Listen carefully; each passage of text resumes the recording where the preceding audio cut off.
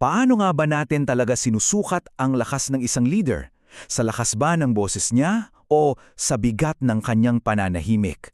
Para sa kagsusuring ito, titingnan natin ang isang pananaw sa estilo ng pamumuno ni Pangulong Bongbong Marcos Jr. gamit ang dalawang lente, ang pilosopiyang Stoicism at ang kulturang Pilipino. Nagsisimula ang lahat sa ideyang ito. Ayon sa artikulong ating pinag-uusapan, may isang klase raw ng lakas na hindi kailangang ipagsigawan o magdabog sa lamesa. Ito raw yung lakas na mahinahon, pinag-iisipan mabuti ang bawat salita at naninindigan ng walang grandstanding o kasikat. Ito yung mismong konsepto na gagabay sa buong diskusyon natin. So, para mas maintindihan, inilalatag ng artikulo ang dalawang magkasalungat na uri ng pamumuno. Sa isang banda, andyan yung loud leadership. Ito yung maingay, mayabang, pabigla-bigla sa pagsasalita at madalas reaktibo lang sa galit o reklamo. Tapos, sa kabila naman, andyan yung quiet strength. Ito yung kalmado, mapagtimpi, nakikinig muna bago magsalita at ang focus laging nasa solusyon. At para sa sumulat ng artikulo, dito sa pangalawang kategorya mas nababagay ang estilo ni Pangulong Marcos. At dito na nga papasok yung pinakapuso ng argumento ng artikulo. Ang sinasabi nito, yung paraan daw ng pamumuno ni Pangulong Marcos ay pwedeng tingnan bilang isang halo o kombinasyon ng sinaunang pilosopiya ng mga Stoic at ng mga tradisyonal na pagpapahalaga natin mga Pilipino. Okay, so paano niya pinatutunuyan yan? Nadlatag yung may akda ng 6 na bagay na ayon sa kanya ay hindi mo maririnig mula sa Pangulo. Ang bawat isa rito ay kumakatawan daw sa isang birtud.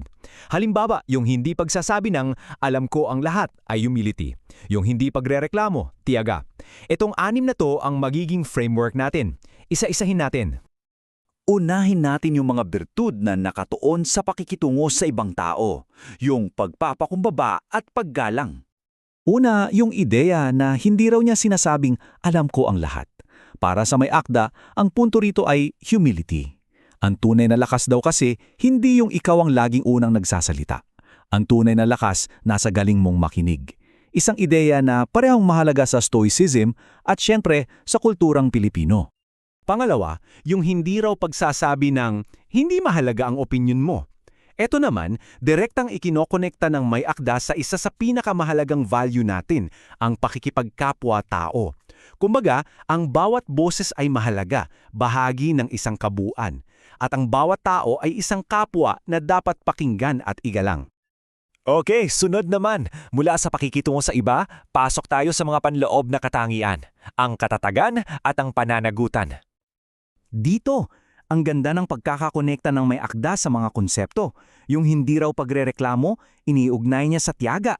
Yung kakayahan nating magtiis ng tahimik at mag-focus sa solusyon imbes na sa problema.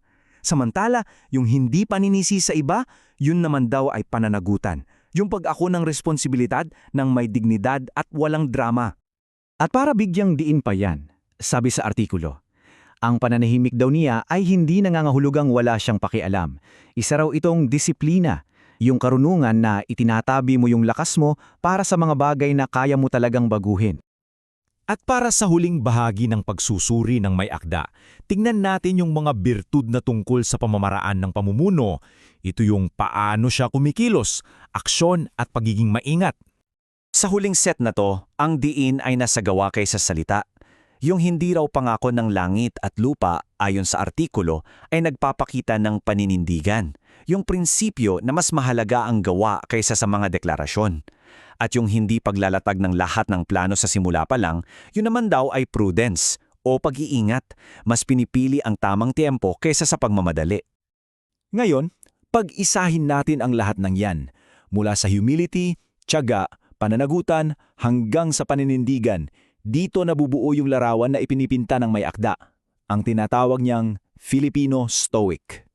So ayon sa pagsusuri kung saan ang iba ay pinipili ang ingay, siya raw ay pinipili ang kalmado. Kung saan ang iba ay naghahanap ng paghahati-hati, siya raw ay naghahanap ng pagkakasundo. At kung saan ang iba ay abala sa paghabol ng papuri o recognition, mas pinapahalagahan niya raw ang pagkakaisa.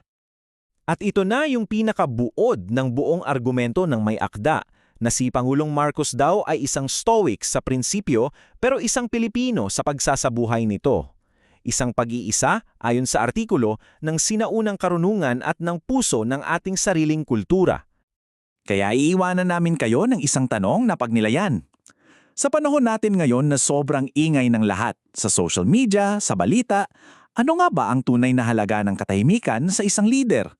Isang tanong na sa tingin ko mahalaga para sa ating lahat, hindi lang para sa isang tao.